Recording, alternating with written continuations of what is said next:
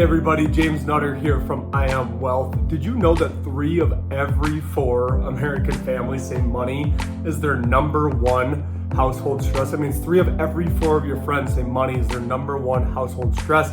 I too have felt it. I imagine you have felt it. Otherwise, you wouldn't be here right now. So that's why we created the I Am Masterclass, a safe space for you to learn with your friends and families how to take control of your money without making critical mistakes. And so thank you so much for being here. And please visit us at iamwealth.com. We offer free financial wellness diagnostics, have a bunch of great resources on there for you. And without further ado, let's jump into the masterclass. Welcome, everybody. Jeff, can you confirm that I have audio right now? Yes, we're good to go. Okay. Did you get audio on the trailer or no? No audio at all. Oh, all right. Well, we'll have to work that one out. It was a valiant effort. All right. Hello, everybody. My name is James Nutter. We got founder of our company, Jeff McPherson's, the beautiful looking man in the sport coat over there. Just welcome and thank you so much for investing your precious time with us. Maybe the last beautiful evening we'll have in Michigan until next May. So a lot of other places you could be right now. Maybe you're got AirPods in, out listening to this podcast style on a walk or something like that. Oh, I see one of my buddies longboarding out our windows right now. Hey. All right. So anyways, who is ready for some PSLF? So a couple just thought-provoking questions for us to start this evening is who here has ever felt overwhelmed, uncertain, insecure, or lacking freedom as it relates to money? I know most of you don't have your cameras, but hopefully you have your hands up in the air. We can't have chat on these for compliance purposes, but I believe you can do a digital hand if you want. And who here has ever, I'm just going to keep my hand up, who here has ever been frustrated that of the hundreds of thousands of dollars you invested back into yourself in the form of education, that they couldn't have offered maybe just like one adulting 101 class, not even money, just like how to be an adult, right? Anybody, or of course some like basic finance, accounting, something, right? Yeah, me too. I studied finance and none of it was relevant to what I'm doing now. So who here has laid awake at night thinking about your debt and how the heck you're ever going to find a way to pay it off? Yep, right here. Lots of sleepless nights in this apartment I'm in right now. Not sleepless, but waking up for a little bit here and there. And then who here is ready to just put an absolute end to all of this? We all spend money all day, every day. It controls a majority of our lives. And yet simultaneously, while making it taboo to talk about in society, we judge the person getting out of the Porsche, we judge the person getting out of the crappy old beater car, or we judge someone by their Instagram profile. And yet we never, ever in America talk about money with even our closest friends and closest family. All my friends know what I do for a living, and I feel like it rarely comes up in conversation. So just want to let you know from the get-go, you're not alone in feeling how you feel, and that's exactly why we're here today. One other fun stat is 3/4 of American families say that money is their number one stress in the household.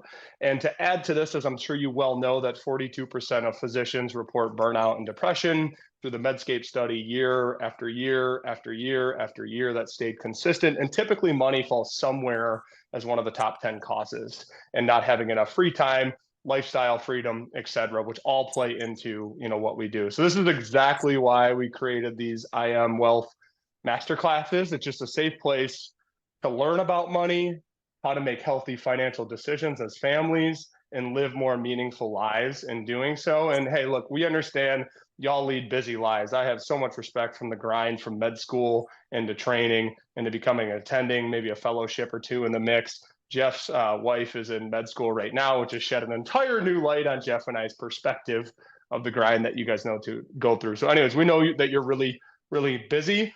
So we're not going to do any like fluff, no rah-rah, no jumping up and down, none of that. We're just going to give you the information you need, let you get the heck out of here in less than an hour and go live your best life. So that's really what we're here. And at I Am Wealth, we currently help 59 physician and affluent families, 63 total physicians and counting that are members of our community. I think we have one here, Kelly. Hey, Kelly, see you out there. We help them take control of their money and live more meaningful lives. That's our mission.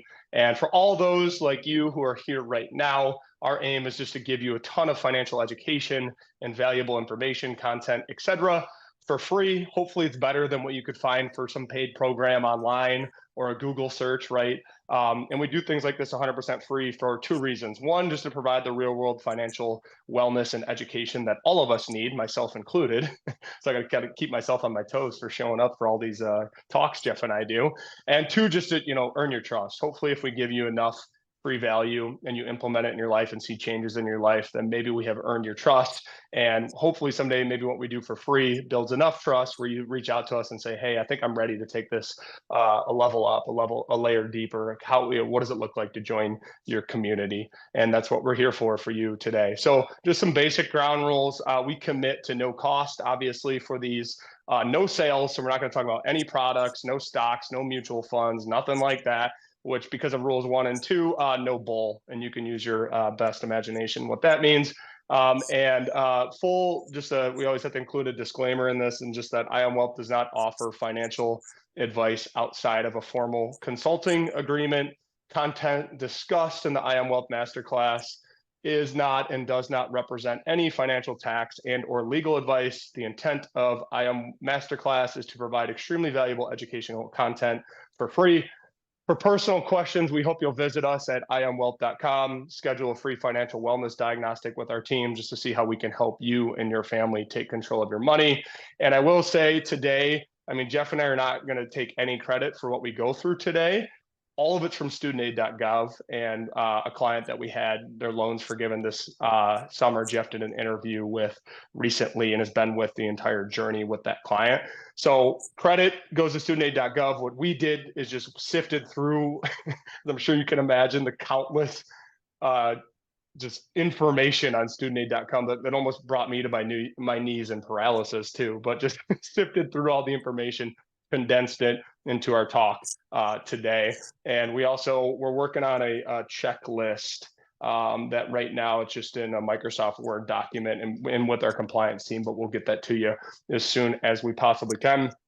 A couple of fun bonuses for registering. I'm sure some of you have already heard about it. I think we've already had like 6 or 7 families book that registered for this. We do free financial wellness diagnostics for those who register for our master classes, and also for those healthcare systems that we're a preferred vendor on, like Covenant, Trinity, Corewell, etc. So definitely take full advantage of that. Once again, it's just a checkup like a patient would come in to see you, just to see if there's any vulnerabilities or symptoms that you're experiencing that we'd recommend that you change. And then also as well, you get that PSLF hacks checklist when it goes through our compliance team. We're working on getting that as soon as you can, and a PSLF master dashboard too that Jeff will talk a little bit more about later. So overall, the flow of today, it's about 5 parts with 1 bonus. Each part will have subparts, right? So step 1 is just determining if your loans are eligible. Step 2 will be determining if it's the right path for you to pursue PSLF. Step 3 will be getting organized and doing it the right way the first time around. Or if you're along the way and you might have to go back and make some changes, we'll be able to help out with that too tonight. Step 4 will be build a contingency plan. So if PSLF falls through, politics change, interest rates drop extremely low again, and you refinance, right? Have a contingency plan outside of just banking on PSLF. And then step 5 is I made 120 qualifying payments. What's next? And that's where Jeff will tell a little bit more of the story about our client who had their loans forgiven in June. And then I'll talk briefly at the end as a bonus of just 3 physician student loan misconceptions you can eliminate to gain confidence now. So with that being said, I will hand it over to Jeff McPherson, founder of IAM Wealth, mentored me when I was a very insecure 22-year-old starting out in this business, and we've developed quite the friendship, relationship, business partnership. Very grateful for you. Jeff, is there anything that I missed in the intro, like any ground rules or anything? Oh, nothing at all. That was a great introduction. Yeah, I can jump in if we're ready to shift gears. Let's do it. All right, let's do it. So yeah, we've actually wanted to do a masterclass on the forgiveness program for quite some time, but honestly, we continually prioritize other learning topics as we have not always had the most warm and fuzzy observations of the program's actual results. Just a reminder for everyone on this session, which most of you probably already know, Congress created the forgiveness program in 2007, and that was to encourage people to work in public service. If federal student loan borrowers make 120 payments on their loans while working in public service and meeting all requirements, the program forgives the remaining balance on the debt. So of course, in 2017, all of us kept our ear to the ground and our eyes peeled to see how things would go. But as we know, statistically, the vast majority of people who have applied for forgiveness have ultimately been denied, hence the concerns around the viability. So why are so many PSLF applications denied? The most common denial reasons were not enough qualifying payments and or missing information on the application itself. So not surprisingly, sometimes it can be just an issue like paperwork problems, super fun stuff. We all know that. So today we are more excited than ever about the viability of the program though, because we, like James had mentioned earlier, have had a firsthand renewed faith experience via one of our client families fully qualifying for forgiveness and having their loans completely erased this summer. And all we do all day long, all year long, is talk with people in the medical world. And that was the first time we ever had a firsthand success story. So we're pretty honestly pumped up about it. So here we are today, help spread some new hope, as well as share more practical insight for how to actually get it done the right way while keeping things simple. So in the real world, I know I'll kind of talk a little bit storyline right now, as well as at the end to kind of tie things together about how this worked for our client success story. Was this client that I'm currently describing hired us in early 2021. At that point, they already had completed just over 8 years of qualifying payments. So the finish line was right around the corner for them. And by the end of 2022, that was the target for the 120th payment. So they were on the home stretch and they had a ton of hard-earned chips on the table. And at that point, they had also been planning for the big, ugly what if, kind of what James was referring to earlier also. What if the promise is left unfulfilled? And we've seen that, we've heard the story. We know a lot of people that were in public service. They made 10 years worth of payments, but lo and behold, when they submit that application, it gets denied. And so the problem is, where's the disconnect? So for this particular couple, they'd already been planning for some of those ugly scenarios. So they had already been building up cash in the brokerage position that they intended to use potentially to just self-finance the forgiveness and consider writing one big check if it didn't work out. So like most medical families, they had a lot of priorities, managing their debt while planning for things like their own kids' education so they don't get saddled with a bunch of debt down the road, retirement planning for themselves, and all the other little things that they wanted to accomplish in their current lifestyle without sacrificing their future lifestyle. So there was a lot of pressure there, a lot of chips on the table, and they decided to prepare for one of three potential decisions come Judgment Day at the end of the year 2022.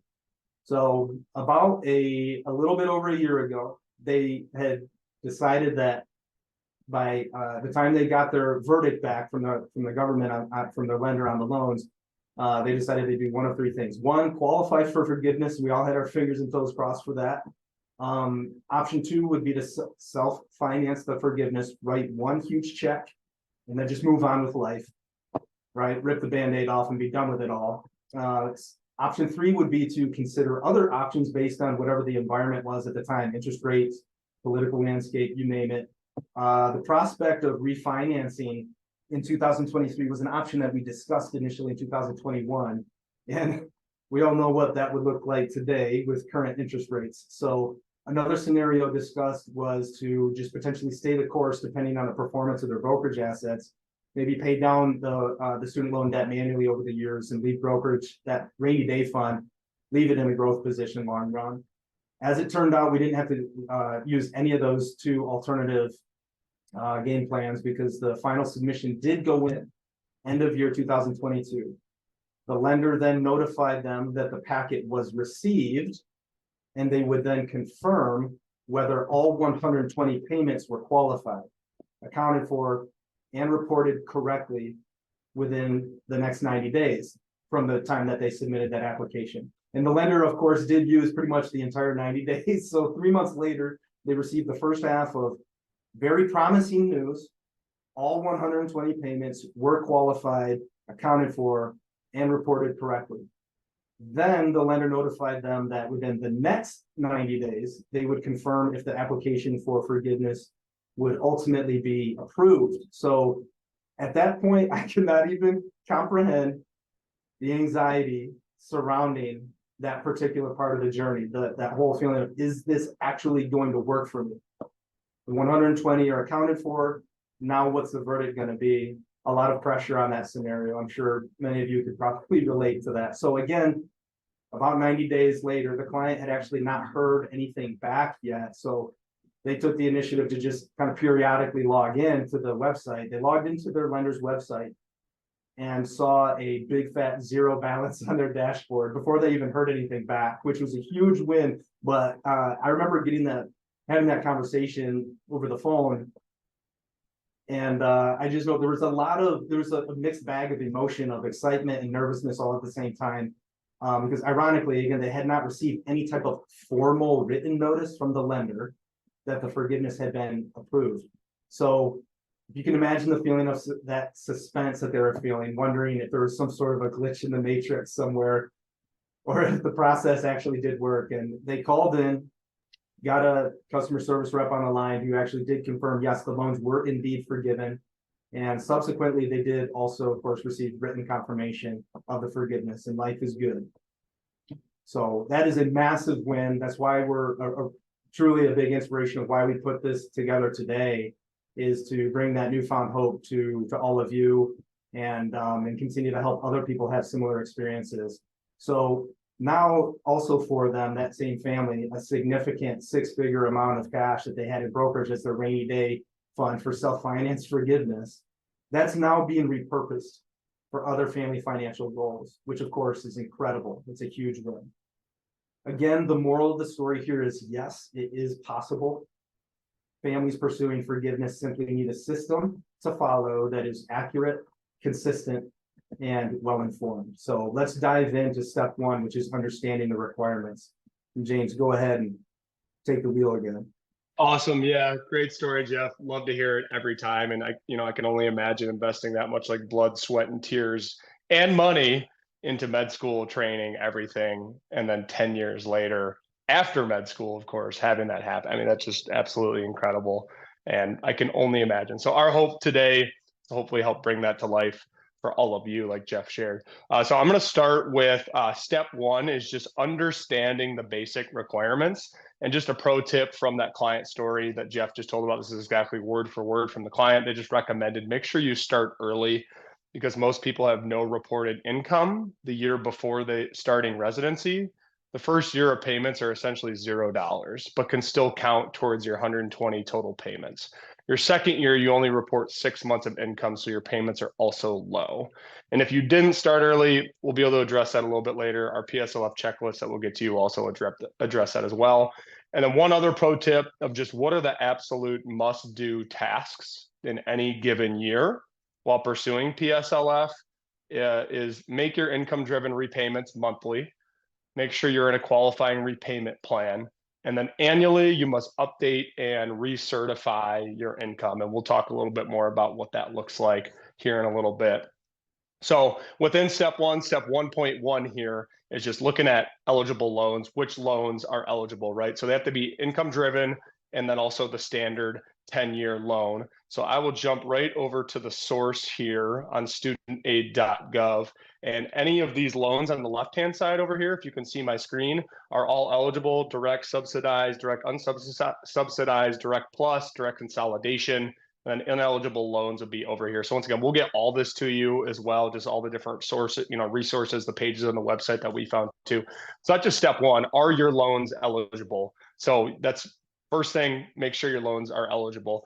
Step 1.2, moving on, is does your employer qualify for loan forgiveness? Now, of course, I imagine if you're working a healthcare system, you would think so, and I'm sure most do, but it doesn't hurt to double check. And one way to do this, studentaid.gov has a tool called an employer search. tool. You could just Google it. We'll get you the link as well, like I said. But the way to go about that is finding your employer's EIN number. And once again, here's a little overview of employers that qualify, employers that do not qualify, straight from the source.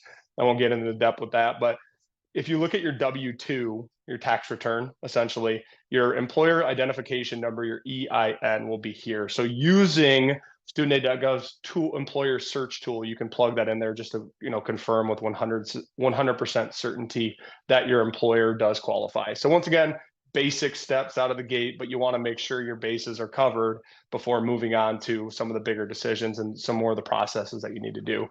Moving down to step 1.3, do my payments qualify? So there is a PSLF. It used to all be, you'd have to, print out a piece of paper, fill it all in, sign it, mail it, etc.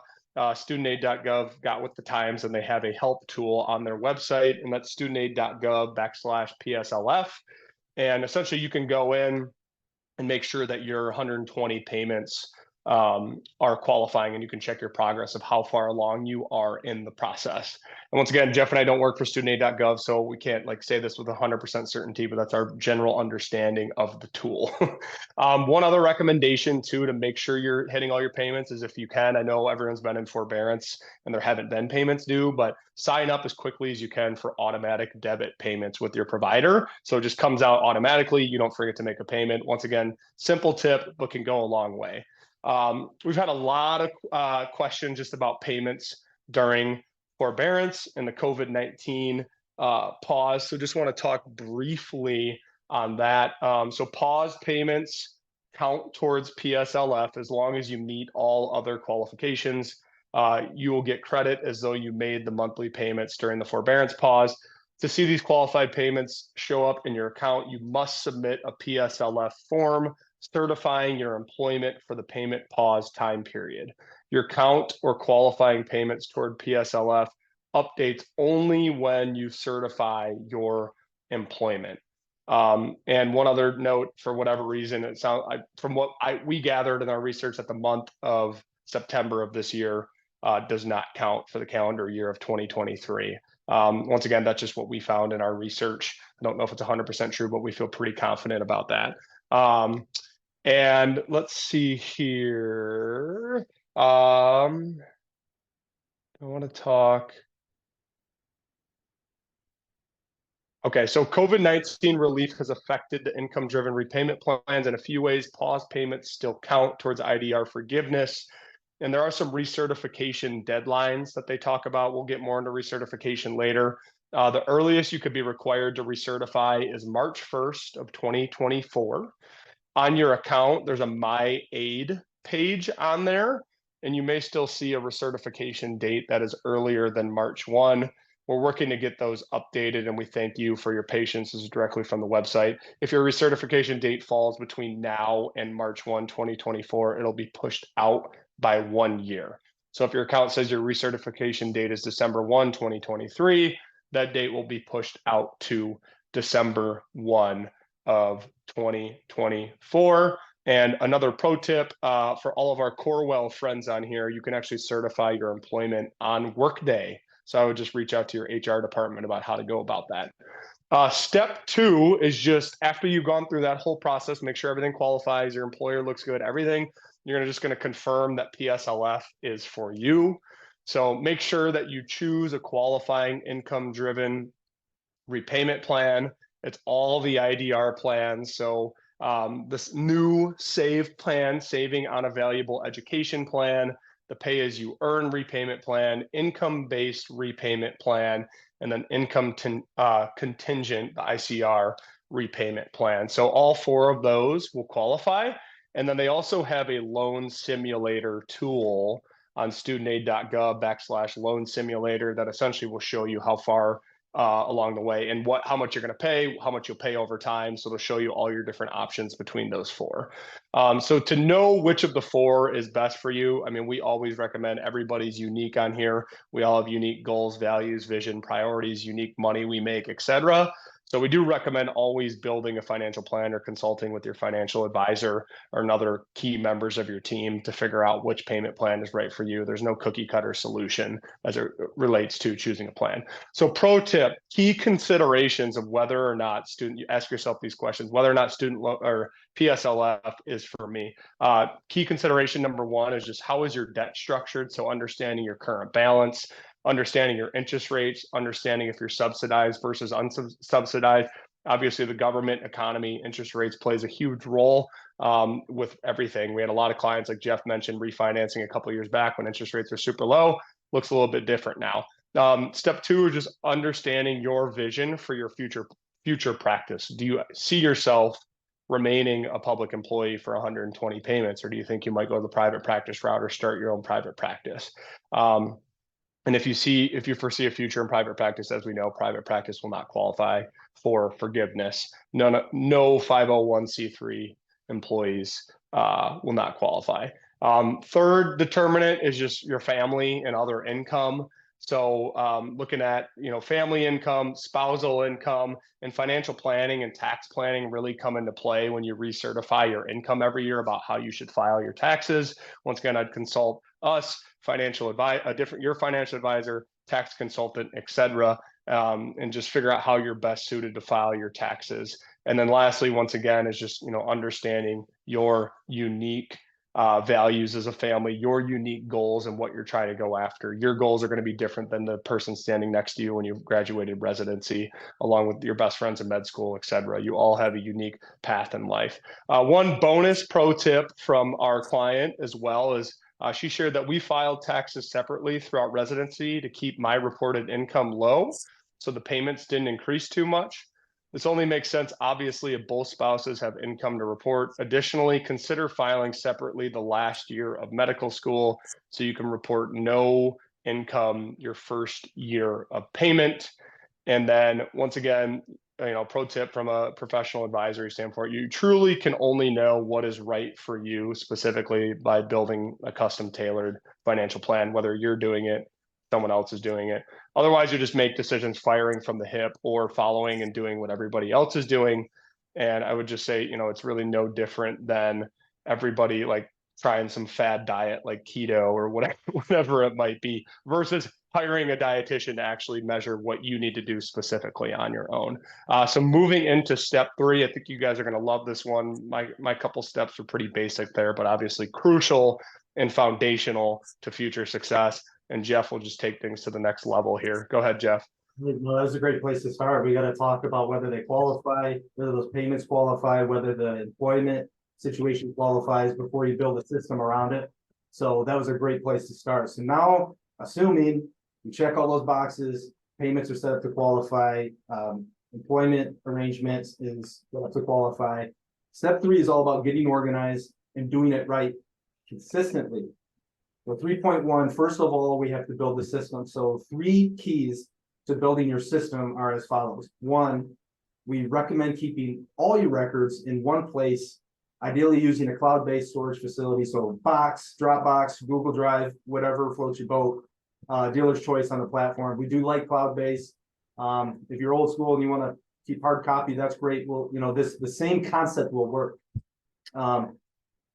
2, build reminder systems into your annual routine calendar to make it systematic so you can easily remember your deadlines. So you never experience a missed month where you should have made a qualifying payment, but your research application was still pending, right? That wasted months will cost you money. So the third part is we recommend using a buddy system. So it just having somebody helping keep you on track reduces the chances of missing your dates. So whether that's your spouse, your colleague, a friend, financial advisor, whatever, it will help to have somebody hold you accountable via just friendly reminders and or doing the applications right alongside with you.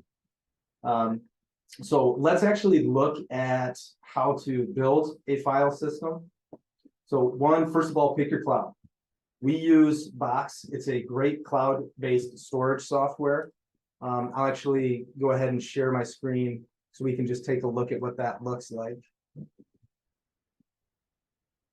So we actually have, we create a unique file system for all of our clients. We call it the Take Control Vault. Super cool. It's a great place to be able to store all of your relevant documents in one place. We actually have a folder in here uniquely designed for PSLF. It's just a file system here where you should have all folders for all your records by the year for important documents. That includes W-2s, research submission confirmation screens of your employment, research, income research, and everything just in one place, just in case of the outside chance, right? At any point in time, if your records or your eligibility come into question, you can easily access things, and it's not like, reinventing the wheel to go back and try to put together some sort of paper trail on the thing. So this is a really useful tool. And the most important part where most people would probably want to spend most of their time would be in what we call the master dashboard. It's an Excel spreadsheet. We'll make sure that we get this thing circulated out to everybody here and everyone that registered that's going to watch the recorded version later. It should be a really great tool to use. And you can just store it right up in your cloud. And I think it'd be really cool to take a quick test drive. So actually share my screen on that Excel spreadsheet. It's not the most pretty spreadsheet, but it gets the job done here. It has some useful, helpful links right on top where we have the PSLF help tool. And then we also have an EIN employer search tool. So you can be able to pull your W-2 right off of your EIN number right off of your employer's W-2, plug it into that link just to make sure everything looks shipshape there.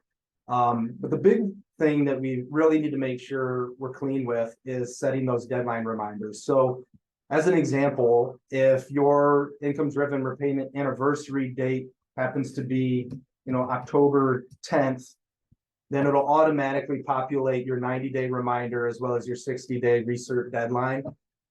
So all this means is that if your IDR date is October 10 in this case, 90 days early, you're gonna want to build this into your calendar, as we talked about just a moment ago, a reminder system that allows yourself to just have a really comfortable month of pulling all your important documents together, so that when you reach that 60-day deadline, you're able to submit all of your documents in advance, 2 months in advance. And so anytime between that 90-day mark and the 60-day mark would be a very useful timeline to be working off of. So you're going to want to use that dashboard. And also another thing in here too is you can just build in, let's say if somebody started their payments in 2019 and they got 6 payments in then, and then from that year forward, they're making 12 payments all the way through 2022. And thus far, maybe they just made their 10th payment being in October. We have 52 total payments, and it'll always just be able to keep track of how many payments you have left. You could, of course, put in your monthly payment schedule, and it'll auto-populate over here, and it just kind of rolls up into showing what your total payments are that you've made to date. And then some other categories here where you can put in your, just enter in the date that you submit all of your certifications, your research, and also the confirmation date. And then what you'll want to do with that, once you're done there, is also just keep the actual record inside these folders. So you can set that up on Google Drive or Box or any type of cloud-based software you want, or if you want to keep them in the file cabinet at home, it'll all work. But it's just really important. What we would recommend is that, hey, look, at the end of the day, if you're investing the time into pursuing this program, you're really going to want to do it right, so you don't get to the end of that process to find out, even one payment didn't qualify. But if there was a big chunk that didn't qualify just because of, just falling short or missing the details along the way, I just think if we can avoid that by being organized, let's do it. So the third part is building your ping schedule, so your reminder schedule into your calendar. And this is definitely probably the most important part for consistency's sake. Just remind yourself to begin the research every year, 90 days in advance of your IDR anniversary. And so plug it into the spreadsheet, know what the date is, build it into your calendar. Let's use Google Calendar or whatever, Outlook. Just build a recurring event with reminders 90 days out.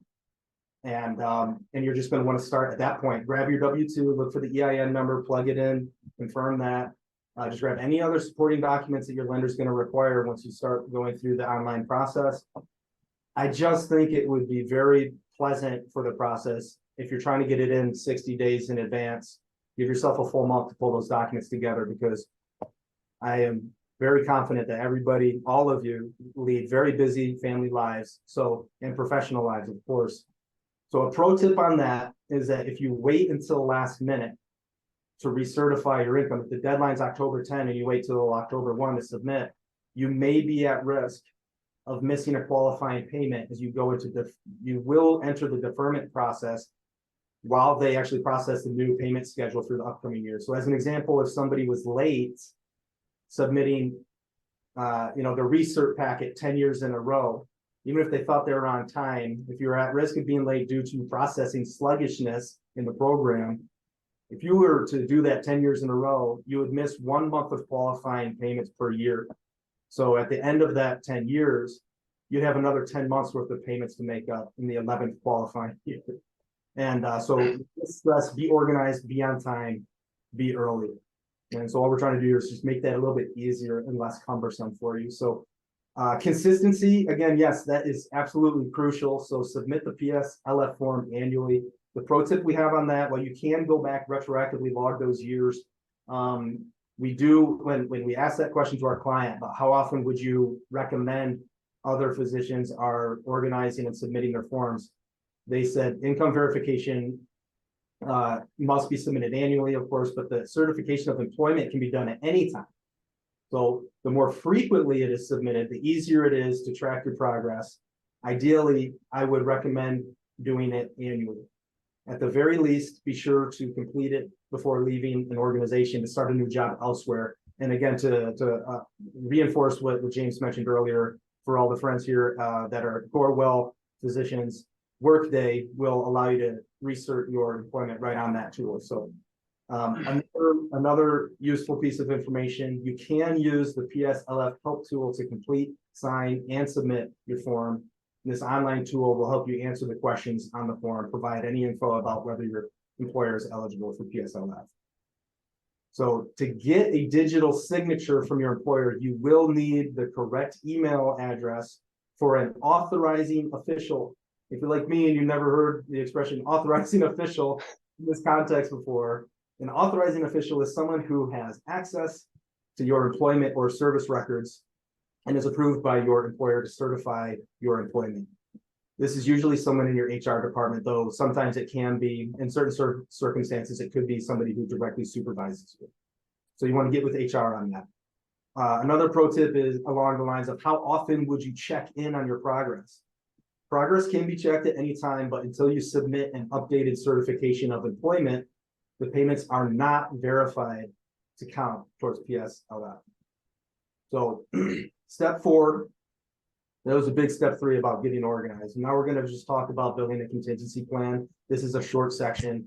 Again, as a reminder from our client story, plan for all those what ifs. Stay aware of what's happening in the world around you. Don't put your payments on autopilot and then put your head in the sand, because things can and will change. It doesn't mean you're going to change your game plan, but it means that you could find yourself in a place where you have an opportunity to do so. Political landscape's always changing. Your career path may change, and anything can happen. And as an example that James referred to earlier, I'll just kind of hammer on this one more time. Interest rate environment can change at any time. I would imagine some people on here in 2020, when interest rates were really low, they might have gotten a little bit curious about whether or not refinancing might be the best play, because interest rates were so low. Do we know if the forgiveness path is going to work? We're seeing all these horror stories about it not working. But I would imagine some people here now are thinking, okay, interest rates are really high now. It's not even a viable option to refinance. Another, like a poker expression of having all of your chips on the table at that point, just kind of riding it out and pursuing it. The good news is it is a viable program. But we did have some PSLF candidates. The reason this matters to stay aware is because some of our PSLF candidates did refinance their student loans in the summer of 2020. Interest rates were dropped down very quickly to help, stimulate the economy with what was going on during the onset of the pandemic.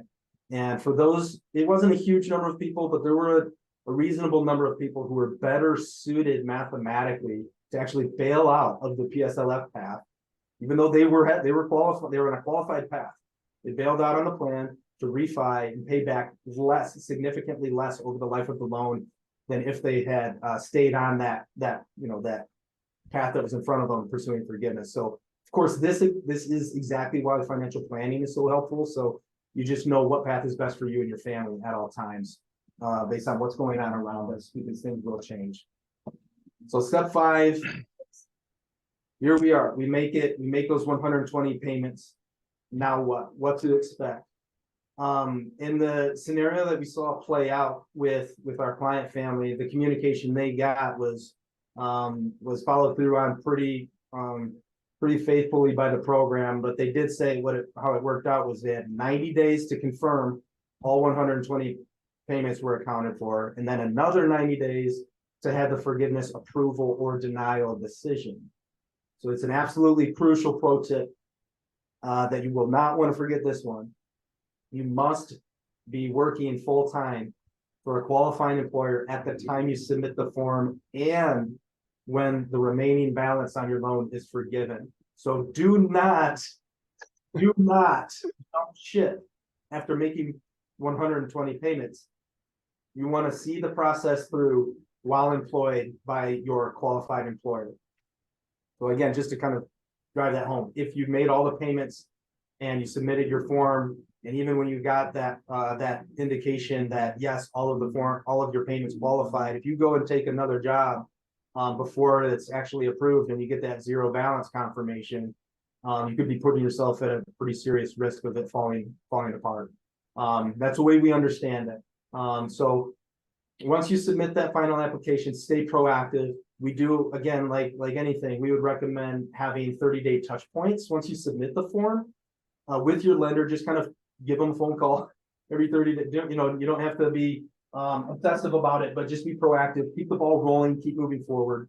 And that's it. Thank you all so much.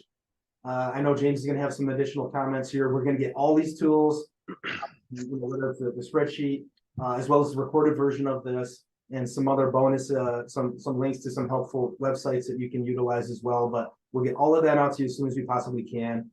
Thank you so much for being so proactive and being here. And we're really excited to for all of you that are on this path.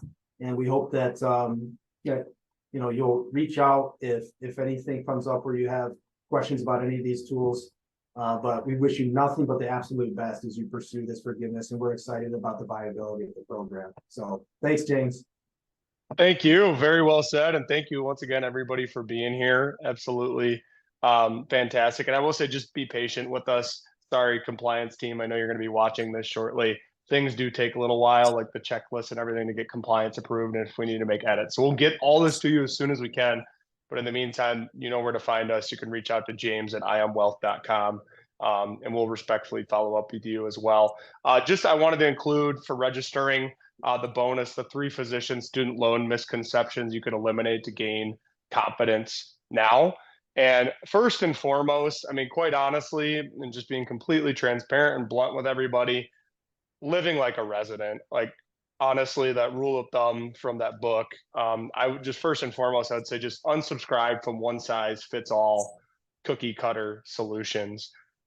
It's no different. Cookie cutter solutions for money as a physician is no different than the reason why America has $1 billion diet industry, and yet America has never been more overweight than we are right now. It's marketing. They're trying to sell you into something, and it typically just doesn't work when everybody's trying to fit into one. Like, have you ever tried a diet before? And how many people would like diet and then lose weight, crash, put it back on? Very similar. I just say unsubscribe from one size fits all cookie cutter solutions, like live like a resident. It certainly can work. There's no doubt about it. But so many physicians, I mean, we talk to physicians all day, every day. And so many say, I already sacrificed 10 years of my life in med school and training. Basically, like I was preparing for the Olympics for 10 years. Why would I want to give up another 10 years of my life in the 30s? So I would really challenge you to create your own thinking around your money, your values, what's important to you and your goals, and try not to follow the herd and just do what everybody else is doing. It's very similar to medicine as well. Every human body is unique. Every patient you see is unique and goes through things different, even if they might be experiencing the same symptoms. So step two, which kind of goes hand in hand with this, is just like take every additional dollar you make and throw all of it towards your loans. And I would just say that's a misconception. I would say it's not necessary. I think it can create more stress. So I would just step back. Of course, if you want to do it and that your loans keep you up every night and that's what's going to make you sleep like a baby, by all means, go for it, do it. But I would just encourage all of you to just step back and take time to what we say, like take control of your money. So assess your financial vital signs and how they play into your financial situation. Assess your values as a family. Like, what is your family value? What's most important to you? What are your core values as a family? Every great business you love and follow, Nike, whatever, they got clearly defined core values. So why not you and your family define your core values to help you make decisions instead of following everybody else's decisions? And then step three is just casting a vision. So setting specific, measurable, attainable, realistic, time-sensitive, smart goals and going after them, because your goals are different than every other person on the Zoom in this, and your life is different as well. So I would just say, and we'll have some more training on this coming too. A lot of fun stuff we're working on about those 3 V's, the vitals, values, and vision, and how to essentially take control of your money. So hopefully we'll be able to get that out to you soon. And then I'd say the last thing is that a common misconception is that you need to figure this out on your own, or that you're alone, or maybe perhaps all financials are evil. The Wolf of Wall Street, though a hilarious movie, is a movie for a reason. And because things do get a little bit dicey out there, but financial advisors are doing a lot better job as of late in showing up and holding themselves to that fiduciary standard for clients. So all that I would say is the clients that we see have the most success with finance, and the people in the world that we see have the most success, Michael Jordan, Kobe Bryant, whomever, be coachable. One, understand that you're extremely talented and trained well in your skills as a clinician, but those same skills that you have can be applied to your money with the help of a coach. And then also our clients that we see have a lot of success, they're just really wise traders of their time and money. So they know how to delegate, surround themselves with a great, capable team to help take them to the next level. So once again, you need to decide if you want to figure all this out on your own and do it along the way, or if you need to, surround yourself with a specialist, like I would when I go see my doctor, to help you make decisions along the way and create a treatment plan and help you stick to it, stay accountable, everything along the way. So those are just 3 common misconceptions, a little bit more big picture type stuff. But unsubscribe from rules of thumb, like live like a resident, like choose your own path, understand your financial situation, take control of your money, and just learn how to delegate wisely. You have very, very limited time. So trade your money to hire specialists to help you in things that you aren't good at, so you can free up your time to focus on what matters the most and just be coachable along the way. So yeah, that's really, let's take a quick pause and thank you all, everybody, for being here. We're at 6:18. Let's open it up real quick we got about 12 minutes. If anybody has any questions, any major aha moments, epiphanies, anything that you're struggling to wrap your head around in this conversation, anything. And Jeff, real quick, while everybody's thinking, you can unmute yourself. If you feel comfortable, we'd ask that you take yourself off the camera. Always great to put a name with a face. But Jeff, one question for you when you were looking at the PSLF master dashboard, when the IDR date that you were looking at, and then the 3-month schedule beforehand, and then they got to submit. So if I'm understanding you correct, they need to recertify their income 2 months before that IDR date. Is that correct? Yeah, and so that's why when we look at it, I think if we want to be submitting recertification for income as well as employment info, just do it all in one shot. Mm-hmm. I mean, like we've learned, you don't need to recertify your employment every year, but it does help you to just know where you stand. So if we're going to do it every year because it is recommended, then just do it at the same time, because you're pulling the same information off the same place with the W-2 and all of that. And if it's easy to submit it. But don't spread yourself too thin, because you already have enough stuff going on, and everybody here, you have enough going on in your life. You don't need to bog yourself down with even more stress related to student loans all year round. So, so the reason why is because, again, you don't have control over how quickly they process the, the recertifying of your income, and then they give you, okay, basically, they spit out the math formula that tells you, here's for the next 12 months, here's what you're going to owe in your monthly payment. So if you get started, just give yourself 30 days. It doesn't mean you have to do it day one, but give yourself 30 days to say, okay, if I need to spend 30 minutes getting this stuff squared away, what's the best 30-minute gap over the next 30 days? And it just gives you more time to deal with it. So you can hit it. Ideally, 60 months would be advisable to, sorry, 60 days prior to the IDR date, your anniversary date, which should be unique to you. And then you should be in the clear with that type of time frame. Okay, awesome. Yeah, I figured that. Is that totally? Yeah. No, that's exactly what I didn't mean to say. I figured that sounded rude. I guess it's getting late, but I see Lauren jump. I see a face over there. Good to see a face. But shoot your question our way. We appreciate you being here. Oh, we're not getting any audio from you. It might be a microphone thing. I know you're not muted, but it might be. Yeah, you're not. Can't hear you. And of course, yeah, we aren't allowed to use chat. Still muted. Let's see here. Yeah, Lauren, I'm sorry. We're not getting it. It's showing that you're not muted, but we're not getting any sound from you. Yeah, if you hover over the audio on the bottom left of the zone where it has that little microphone thing, and you click on that button there, it gives you on the very top, it says select microphone. You could toggle between a couple different microphones. Yeah. Oh, there we go. Hey. Gotcha. Okay. Sorry about that. You think by now I know how to work this stuff. But so I'm like close to the end of mine, and like when I have like 109 payments that are certified, are those ones definitely certified, or is there a chance that they could go back and fine tooth comb and say, actually, that payment from 5 years ago, we would decertify it? That's a great question. I think that would be one that, I mean, I don't know a 100% concrete answer to that, but the assumption would be that if you've already, when you're logging in and tracking your progress and they're identifying those as being qualified payments, you should be good. Okay. Yeah, and that's why even when you see that, when you log in, when you're on that screen, does it say, what are you seeing that's telling you that they're qualified? Because I'd even just say, take a screenshot of that and keep it in your files somewhere. Yeah, so when I log in right now, so the last time that I uploaded my certification was October 2022, and so that was 109.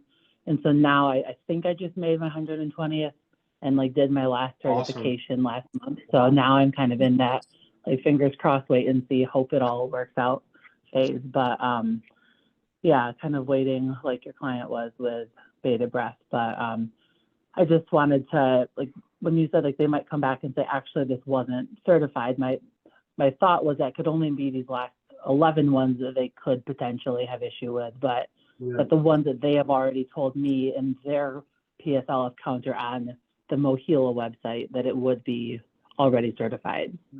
That I think is like the biggest source of anxiety that from our perspective that we were seeing was along the way, they had their inventory was showing that all of the payments qualified, but then you still submit and it takes them 90 days to confirm it.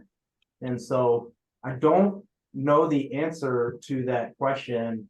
I think that ultimately it has to be a question that's answered by going through and submitting that application and awaiting the verdict. But you are in that position where it sounds like you've been doing a great job along the way, so you can always be prepared for if they try to bring any payment into question. So yeah, thank you. We'll be rooting for you big time. Thanks. Yeah, nice work. And yeah, I would say that PSLF help tool, like in our research, I know that was something that they said to use as a tool. I don't know exactly how well it works, but that might not be a bad idea. Or to call studentaid.gov, which I know wouldn't be a super Yeah, the fun help tool experience, kind but of just fills out the paper that you used to fill it on your own. okay. So it makes it a little less clunky, but the help tool is pretty much just the paper, but like it explains it for you. Okay. Gotcha. Okay. That makes sense. Congrats though, Lauren. That's awesome. We'll be keeping our Thank you. Yeah. Yeah, Hopefully congrats. awesome. Does that help answer your question? I know it's not like Yeah, 100% it does. accurate, but it's hard to Yeah. give a 100% accurate answer. Cool. Awesome. Thank you for coming on and saying hello. We appreciate it. Always makes these more fun when Jeff and I are just talking to ourselves. Anybody else have any specific questions? If you're thinking one in your head, you gotta unmute yourself and ask it, because I know someone's got to have something in their head rolling around right now.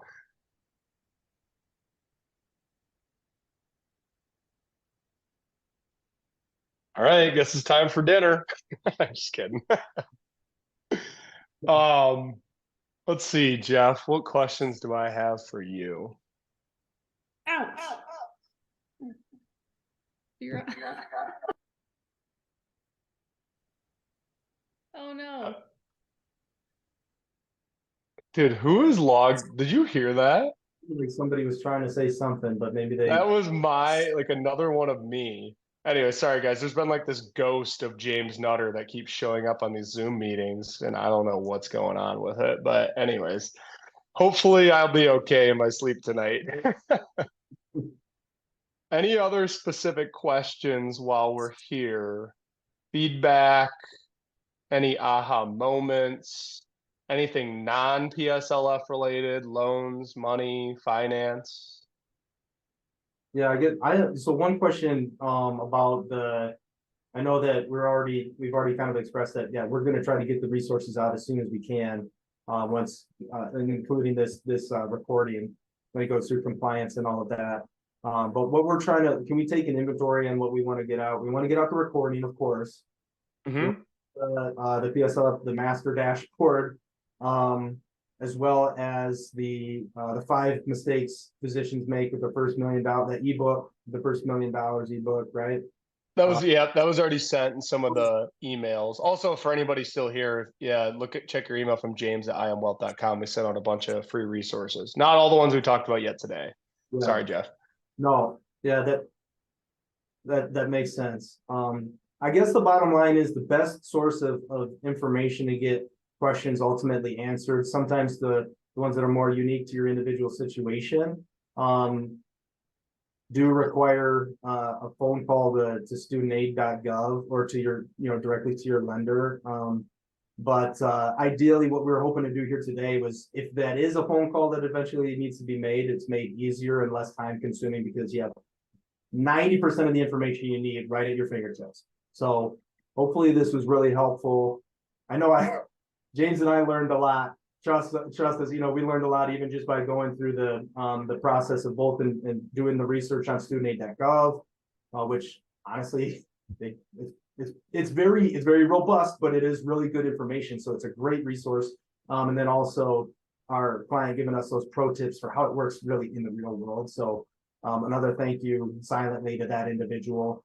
But we wish everybody here nothing but the absolute best with your pursuits. And if anybody does get some really great news along the way, feel free to shoot us an email, let us know, and we'll certainly want to celebrate with you somehow and just hear another success story. So thank you again.